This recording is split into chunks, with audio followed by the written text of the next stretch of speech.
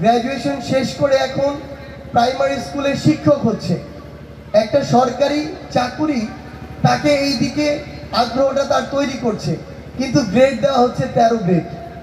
13 গ্রেডের 17-18 হাজার টাকার বেতন একজন ইউনিভার্সিটি গ্র্যাজুয়েটকে কতদিন একটা প্রাইমারি স্কুলে রাখবে, এটা গুরুত্বপূর্ণ একটা প্রশ্ন।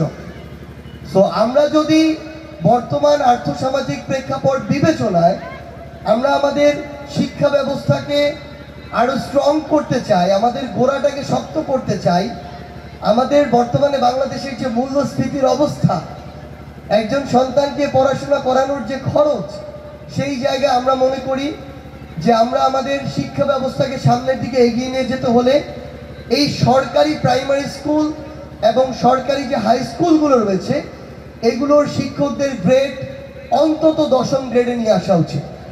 কারণ আমরা যদি আমাদের শিক্ষকদেরকে ওই সাপোর্টটা না দেই, ওই সম্মানিত না করি, তাহলে খুব স্বাভাবিকভাবেই স্টুডেন্টদেরকে পড়াশোনার প্রতি তাদের যে আগ্রহ, দায়বদ্ধতা, সেটা তারা সেভাবে খুঁজে পাবে না এবং তাদেরকে জীবিকা নির্বাহের জন্য অন্যদিকে মনোযোগ দিতে হবে। সো দুই দিকে মনোযোগ দিয়ে খুব স্বাভাবিকভাবেই আমাদের স্টুডেন্টদের যে কাঙ্ক্ষিত অগ্রগতি সেটা আমরা দেখতে পাবো না।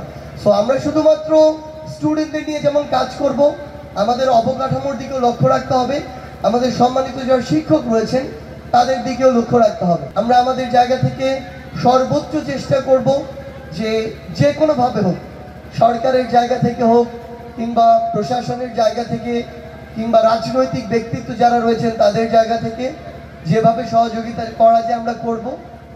আর পরিশেষে শুধু একটি কথাই বলি, যখন আমাদের এই শিক্ষা ক্ষেত্র আসবে, যখন আমার একটা শিক্ষা প্রতিষ্ঠান আসবে, যখন আমার আগামী প্রজন্মের স্বার্থের কথা আসবে, তখন যেন ব্যক্তি, গোষ্ঠী, দল এই স্বার্থগুলো না আসে, এগুলো যেন প্রাধান্য না পায়।